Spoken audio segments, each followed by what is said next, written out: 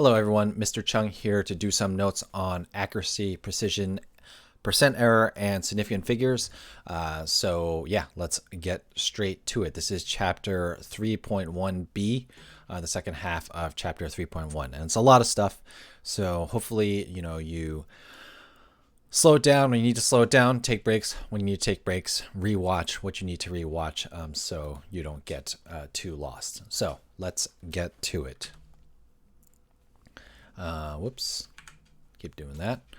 All right. So accuracy and precision.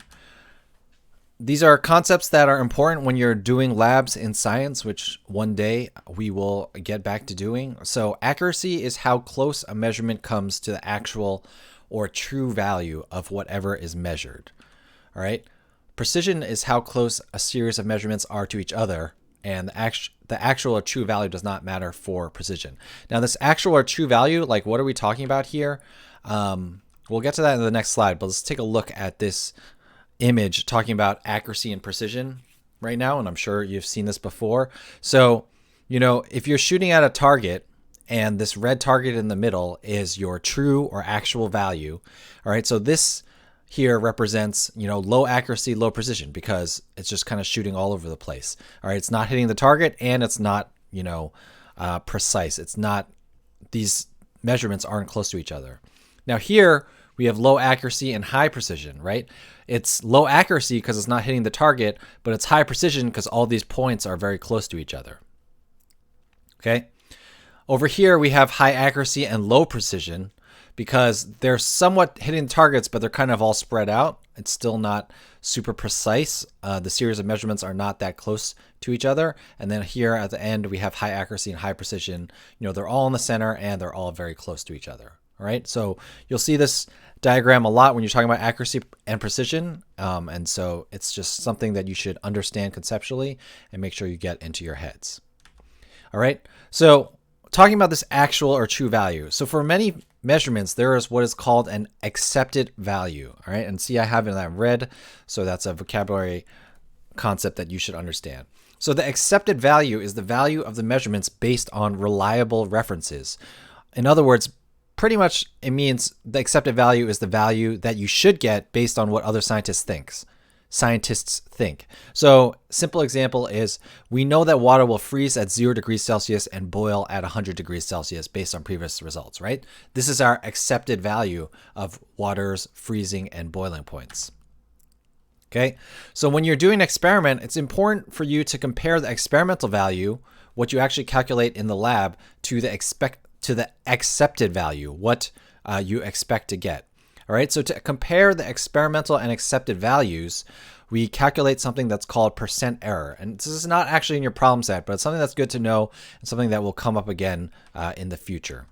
All right, so the percent error equation is the absolute value of your experimental value minus your accepted value divided by your accepted value times 100. And then the unit is going to be percent.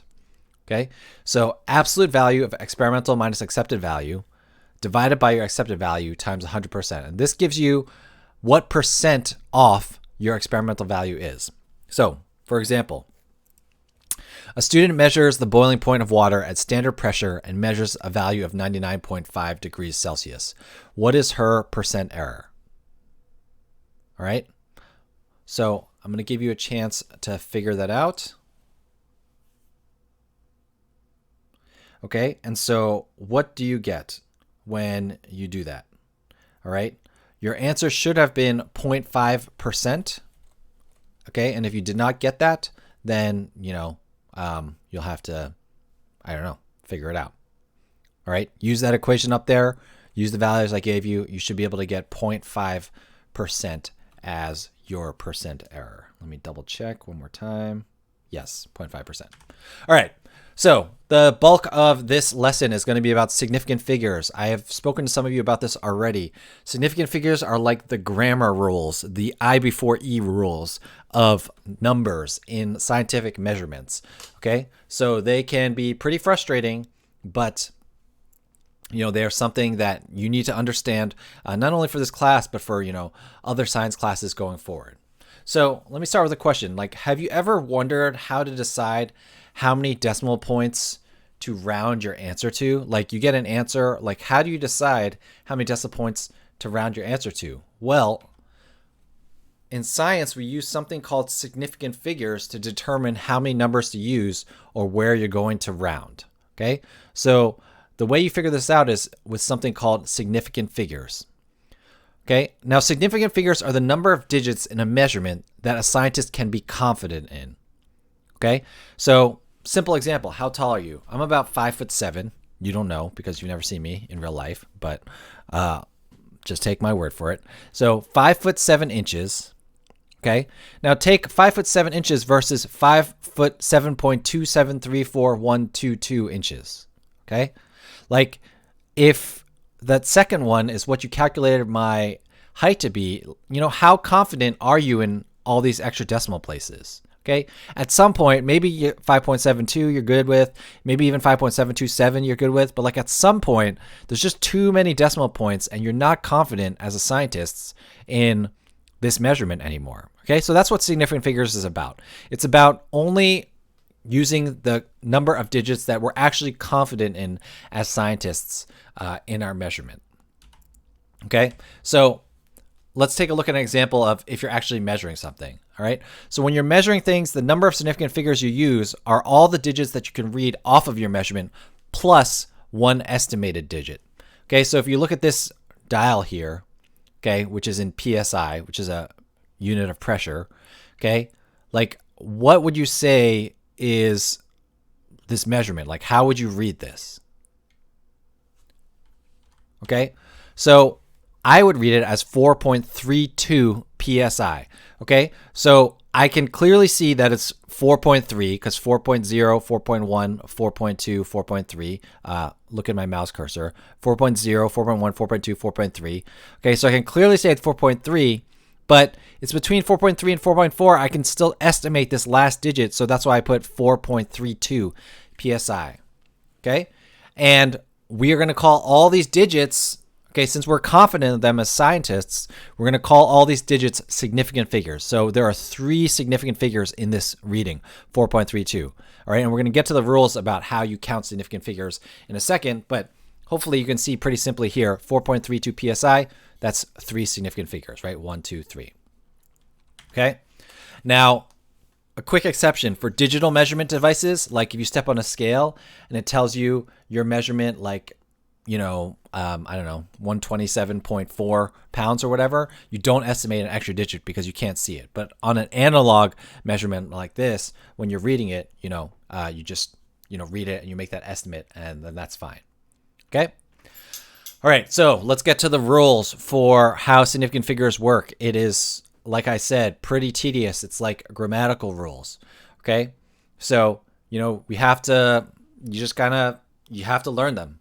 All right, this is a video that you should expect to watch a couple of times until you get it. All right, and as part of your problem set, you know, you have these problems for practice. Like if you're struggling with them, you really need to come back to this video to get help.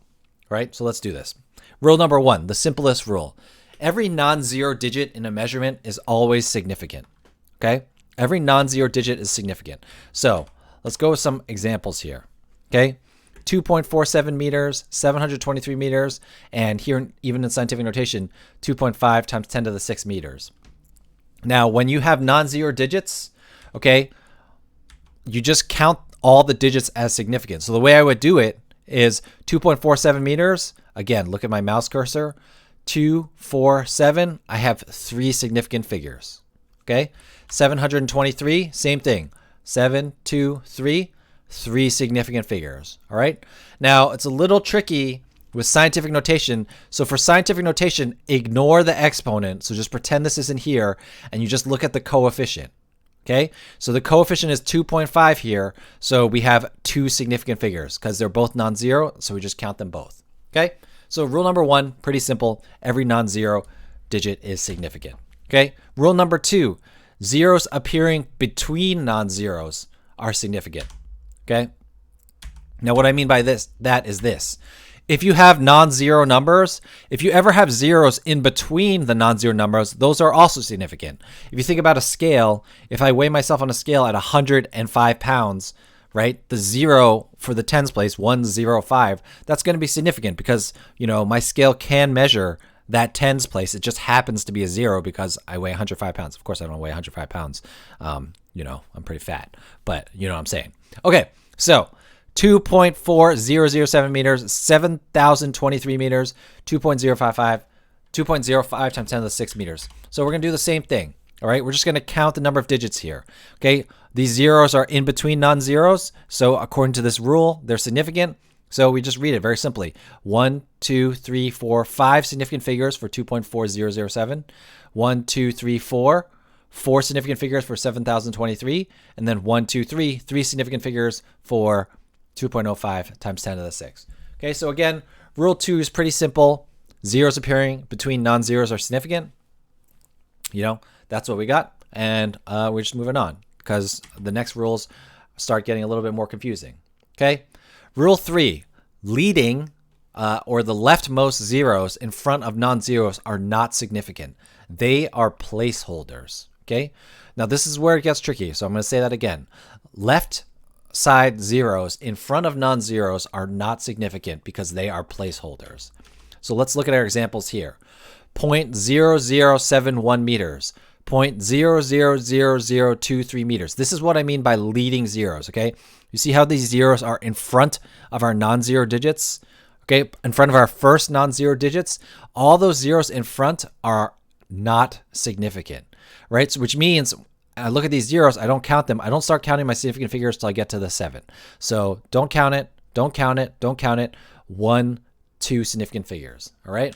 So both of these are 2 significant figures because you see here 0.000023, same thing. These numbers in front are not significant. These zeros in front are not significant because they're just placeholders, okay? They're just holding in place, to get it to the right, digit or whatever.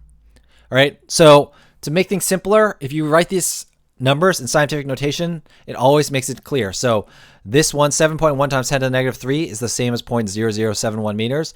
You can see more clearly that it's 2 significant figures here because 7.1 is just 2 here. And remember, like I said, we only look at the coefficient. We ignore the exponent. Okay? So leading leftmost zeros in front of non-zeros are not significant. They are placeholders. Rule 4, zeros at the end of a number are significant if there is a decimal point in the number. Okay, zeros at the end of a number are significant if there is a decimal point in the number. So let's look at these examples. Now, these zeros, you see they're on the right side now. Okay, what this rule is saying is that if you see a decimal point, then these numbers on the right side, these zeros on the right side are significant. So for these 3 examples, 2.400, these zeros on the right, because there's a decimal place, they are significant. So it's 1, 2, 3, 4 significant figures here for 2.400. For 70.0, again, 1, 2, 3 significant figures because of this decimal point. This decimal point makes these zeros significant. Okay, and then finally, oh crap, I wrote it wrong. Okay, 1 second. I gotta fix that. Sorry. So for 2,000 with this decimal point here, okay, 2,000 and the decimal point, these zeros are also significant. So 2, 1, 2, 3, okay, 4 significant figures. 1, 2, 3, 4 significant figures here, okay? So 2,000 meters, those are all significant. So that's rule 4. Rule 5 is zeros at the end of a number, trailing zeros, are not significant if there's no decimal point. They are then placeholders. So let's contrast this with the other one. See how these are the same types of numbers that I had in the last rule, except for now there's no decimal point here. If there's no decimal point, if you do not see a decimal point, then these zeros on the right side, they are not significant. Okay? So what that means is 2400, when I count this one's significant figures, I count 2, 4, those 2 are significant, and then these zeros are not significant. So I counted 1, 2, and that's it. There's 2 significant figures. For 700, again, the zeros on the end, it's just the 7. It's 1 significant figure. 22,000, 1, 2, and then these zeros, there's no decimal point. There's only 2 significant figures. At this point, I can almost guarantee, okay, at this point I can almost guarantee that your head is probably spinning and you're having trouble with these rules, okay? Now, you guys are seniors. This is, and I've talked to you about like learning your student agency, learning to teach yourselves independently, okay? Your head is probably spinning. What you should do right now is stop the video, go back to rule 1 and rewatch rule 1 through 5 again, except for when I'm going through the examples, try to come up with the answers before I talk about the answers. Okay. That is, a good way to kind of test to see if you're starting to get this. Now, you really are not going to get this until you get some practice, but that is a good way to start getting that practice. Okay. The whole benefit of having a video is you can watch it multiple times. So if your head is starting to spin, if you're starting to feel confused, I really suggest you do that. Okay. Like there's only so much that a teacher can do for you, especially if you start getting to college. All right. A lot of it's going to come down to your own learning, to your own work. So please go back, look at the video again.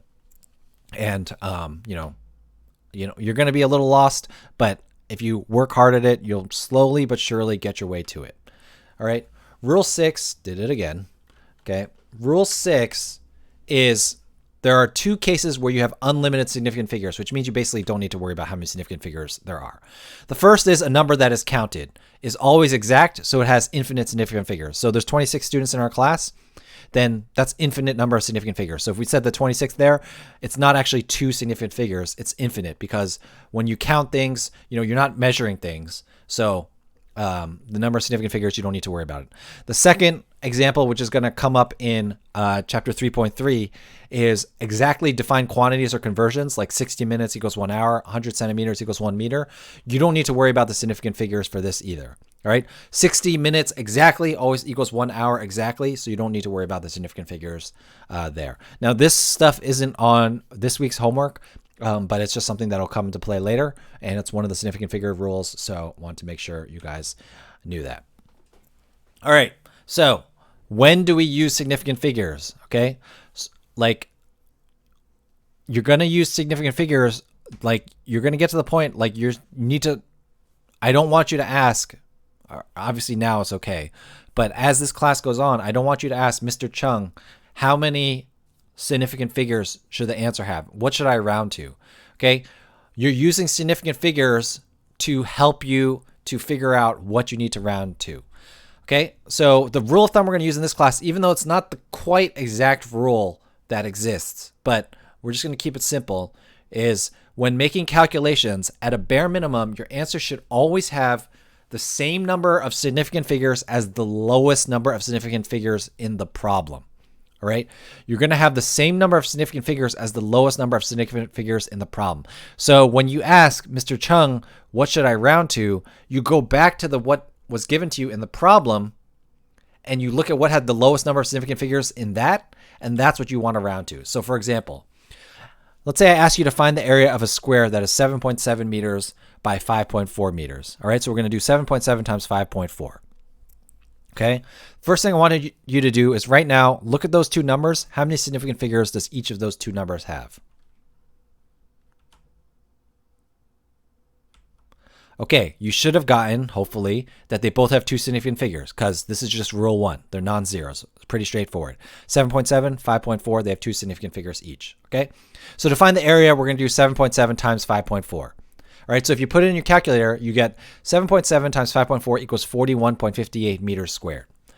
Now, this is the point where you would say, Mr. Chung, what do I round to? Well, when making calculations at a bare minimum, your answer should have the same number of significant figures as the lowest number of significant figures in the problem. So like we said in the front, okay, there was 2 significant figures. That's the lowest number that we had in the problem, which means we need to round 41.58 meters squared to 2 digits, to 2 significant figures. Okay. So if rounding rules, hopefully you know these, but just as a quick reminder, if the number after the digit you want to round to is greater than 5, you round up. If not, you leave the digit as it is. So 41.58 meters squared. Now we only want 2 digits, so it's going to be 41, right? But I look at this digit after the digit I want to round to. So the 1 is what I want to decide what I'm going to round it to. Now it's a 5, so I round it up to 42 meters squared. Now the answer has the correct number of significant figures. Okay, you see how 42 meters squared has 2 significant figures? Our problem gave us two significant figures. So now this is the correct answer. All right. If you put your answer as 41.58 meters squared, you will lose points. Okay, that's not the correct answer anymore. You have to have the correct answer with the correct number of significant figures. Is it annoying? Oh yeah, it's annoying. Is it annoying for me to learn grammar rules, like when to put a comma in or whether Oxford commas are good or not? Of course, it's annoying. But these are, this is what has been accepted by the scientific community. And in this class, as scientists, I expect the same from you. So again, just like grammar, just like I before E except after C, or whatever, except for in neighbor and way or whatever, blah, blah, blah, blah, blah. I don't remember the rhyme exactly. I know how to do it. You're going to have to learn these rules, and you're going to have to implement them by rounding your answers to the correct number of significant figures based on the number of significant figures you get in the problem. Sorry. It's just part of being a scientist. Okay. I learned and struggled with it too. This is just what we're going to do. I know you guys can do it. Okay. Like I said, this is a video. You can watch it multiple times to help you to figure that out. All right. So here's some practice calculations for you. Wow, Mr. Chung, 25 times 100, 3 times. What are you asking me here? Like, isn't the answer 2,500?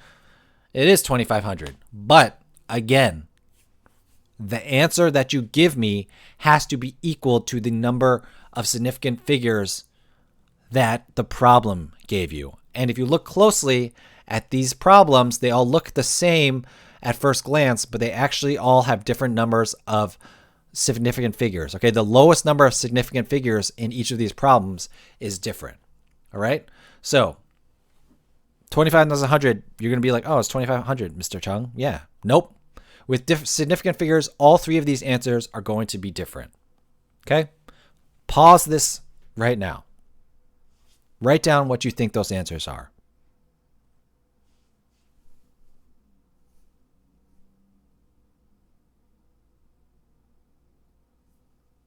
All right, these are the actual answers. 25 meters times 100 meters with no decimal points is 3,000 meters. That is the correct answer given the number of significant figures. 25 meters times 100 decimal point meters is 2,500 meters. That is the correct answer. 25.0 meters times 100 decimal meters is 2.50 times 10 to the third meters. That is the correct answer. Okay? Those are the correct answers for these problems. It's annoying. I know. All right? Some of you guys are like, what the heck, Mr. Chung? You just told me 25 times 100 is 3,000. Okay? Yeah. But that is the answer. Why? Let me talk about this, but I want you to stare at this slide until it starts melding into your brain. Okay? Because it's important. Why is 25 times 100 3,000? Because 25 meters, this has two significant figures. 100 meters, this has only one significant figure. You see, these are my trailing zeros, but there's no decimal point. So this 1 is the only significant figure in 100 meters. So that means my lowest number of significant figures in the problem is 1, which means in my answer, I have to have one significant figure. 2,500 rounded to one significant figure is 3,000. That's why this first one, the answer is 3,000. The second one is a little bit more straightforward. 25 still has two significant figures. 100 with the decimal place. Now I have three significant figures because these trailing zeros, because of this decimal, are now significant. So it's two significant figures times three significant figures. Well, 2 is the lowest number in the problem, so my answer is 2,500, two significant figures in the answer. This one's okay. The third one, 25.0 times 100 decimal place. Now 25.0 has three significant figures. 100 decimal place has three significant figures. So my answer has to have three significant figures. So I need to use scientific notation to do 2.50. That's three significant figures times 10 to the third. All right. So these questions, they all look the same on the surface, but these are the actual answers based on the number of significant figures. Is your brain broken yet? Hopefully not too broken. I'm going to say it for the 77th time. Rewatch this video. Stare at this slide. Let it melt into your brain. Do your problems at homework. Try to figure it out using those rules. Okay, the rules are also in your book on page 67. Okay, the rules are in your book on page 67. All right, you're going to have to get this. Okay, you learned English grammar. You can learn this. All right, I believe in you guys. Hit me up if you have any questions. Like and subscribe the video. Just kidding. Don't do that. Especially after this one, you're probably going to thumbs down it. But yeah, do your best. Ask me for help. And hopefully this helps you with your problem set this week. All right.